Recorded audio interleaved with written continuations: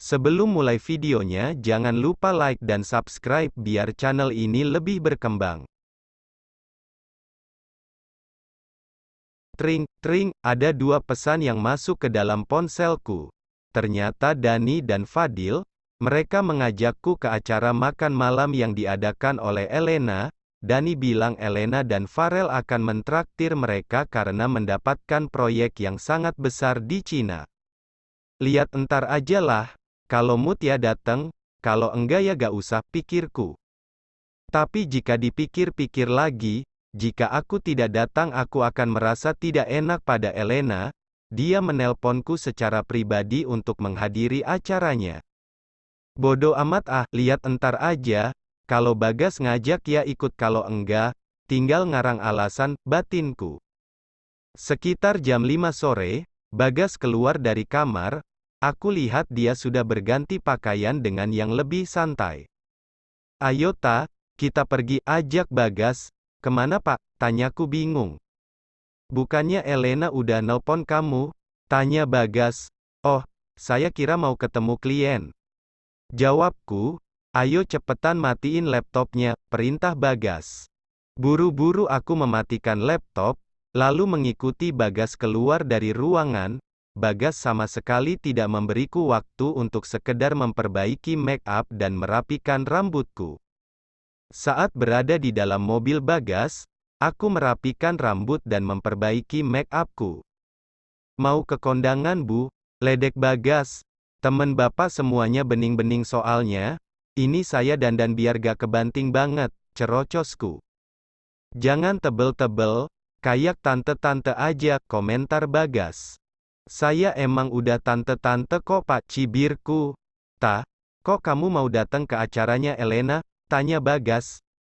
Gak enak aja pak, Mbak Elena langsung yang ngundang saya, jawabku. Kamu gak kagok sama teman-teman saya? Tanya Bagas lagi.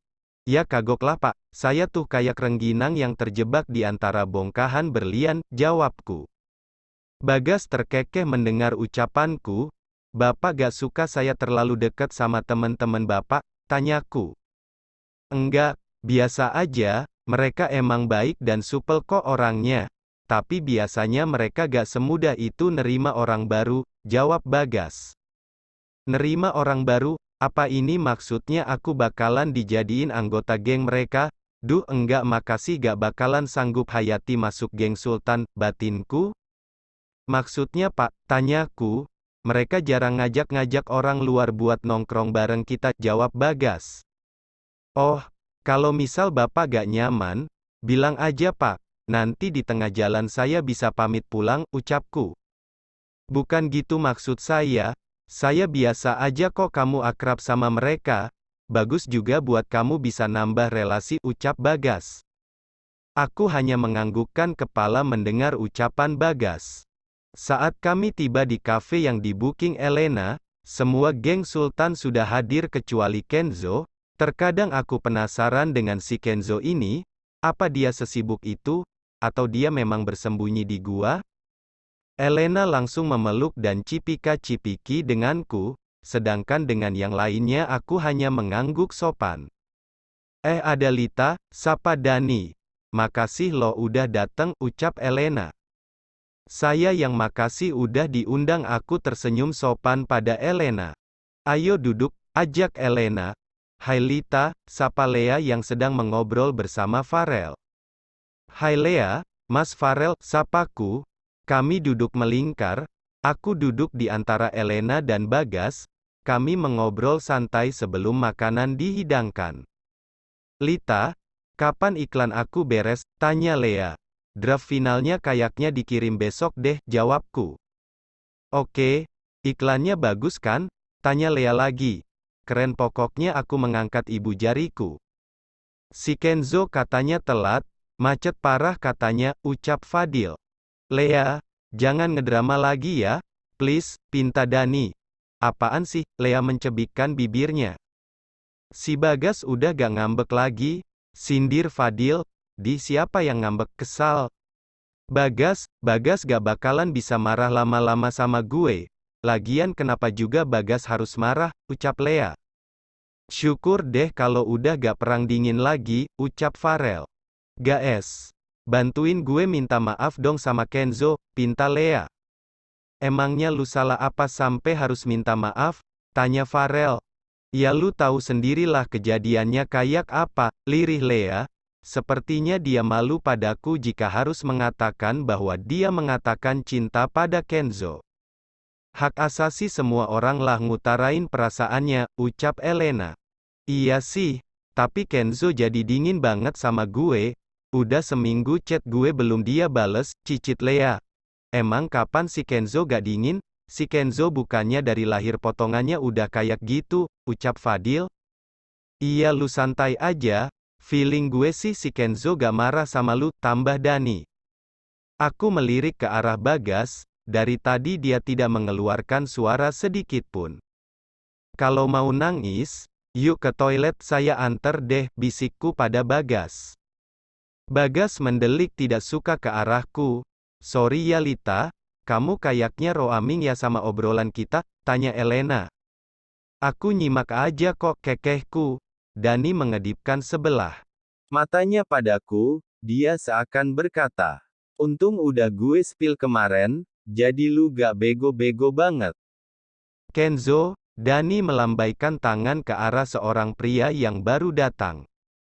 Semua orang refleks melirik ke arah pintu masuk. Aku menutup mulutku yang terbuka sempurna dengan tangan saat melihat Kenzo.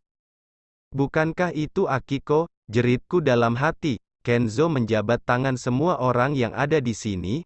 Hanya Lea yang memeluknya walau langsung dilepaskan oleh Kenzo. Thanks udah dateng, ucap ya Elena. Kenzo hanya menganggukkan kepalanya. Oh iya, kenalin ini Lita, sekretarisnya Bagas. Farel memperkenalkanku pada Kenzo. Kenzo melirik ke arahku. Saat dia mengulurkan tangannya, Kenzo membolakan matanya. Sepertinya dia baru sadar bahwa aku adalah Lisa.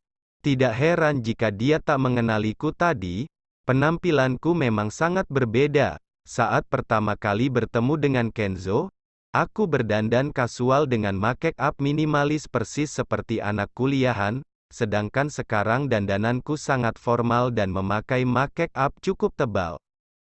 Lita, ucapku saat berjabat tangan dengan Kenzo. Kenzo, ucapnya.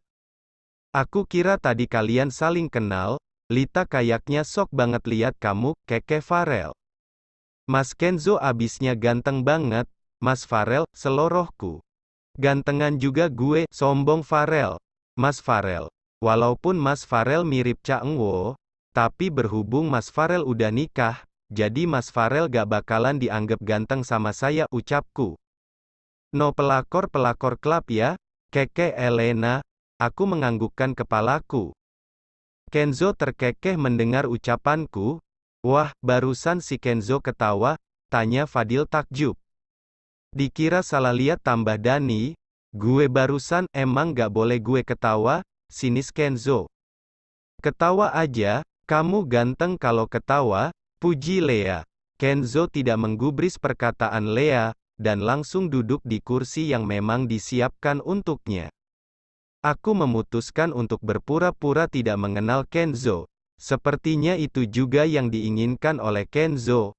Aku tebak, teman-temannya tidak ada yang tahu mengenai identitasnya sebagai Akiko. Aku jadi meragukan bahwa Akiko itu adalah Kenzo. Sifat mereka bertolak belakang.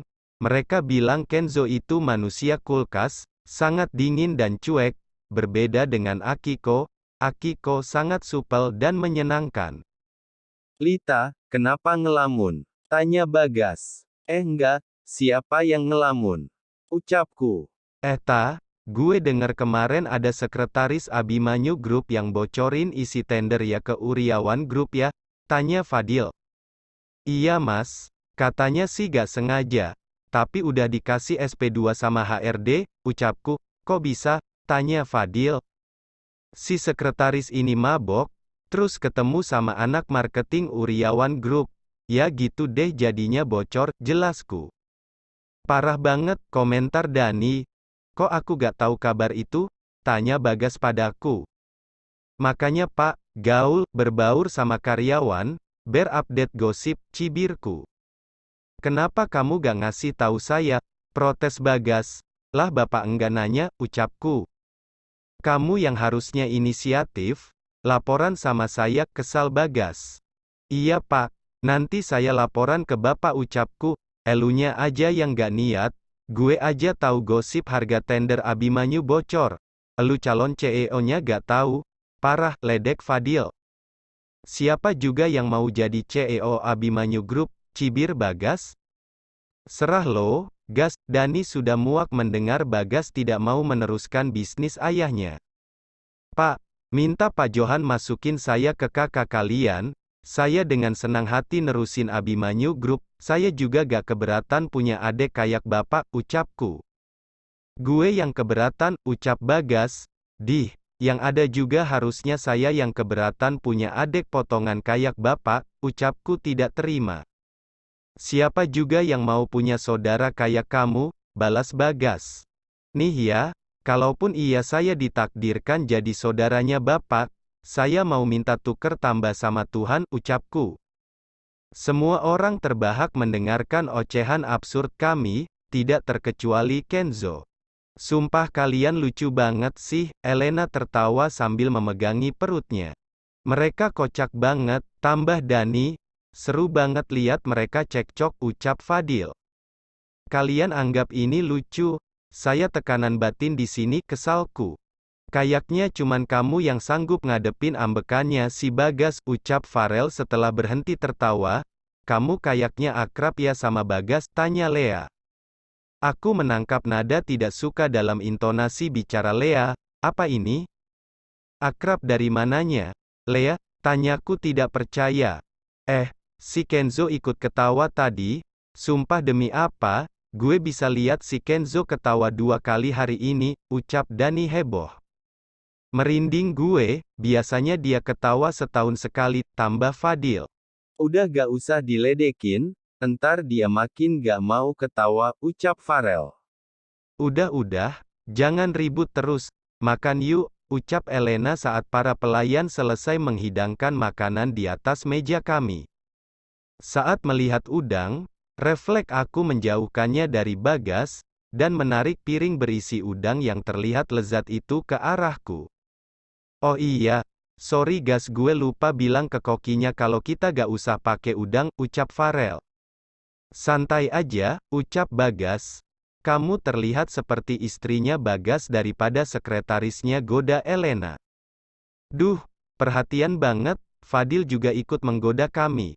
Mas Fadil gak tahu sih dulu pas pertama saya kasih udang ke Pak Bagas, lirihku. Wah, gimana ceritanya tuh? Tanya Dani kepo. Pak Bagas langsung ngamuk, terus buang makanannya ke tong sampah, abis itu nuduh saya mau bunuh dia, aku bergidik ngeri mengingat itu semua. Parah banget sih lu, cibir Dani dan Fadil kompak. Katanya sekretaris pro, alergi bosnya aja gak tahu, cibir Bagas. Yuk makan, kalau dilanjut bisa gak nafsu makan saya, kesalku. Perutku harus diisi untuk mengisi energiku agar sanggup berdebat dengan Bagas. Setelah makanan utama selesai disantap, para pelayan menyajikan makanan penutup. Bagas, Fadil dan Dani pergi ke balkon, sepertinya mereka merokok, aku baru tahu kalau Bagas merokok. Kenzo, maafin Lea ya, cicit Lea. Maaf buat apa? Tanya Kenzo.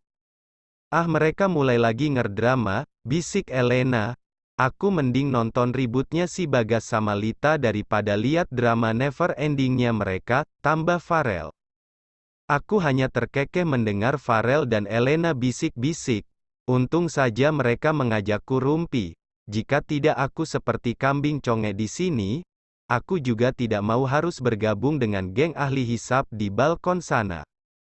Kamu marah kan gara-gara kejadian di Bali? Buktinya kamu gak bales chat aku, lirih Lea. Chat kamu ketumpuk kayaknya, ucap Kenzo dingin.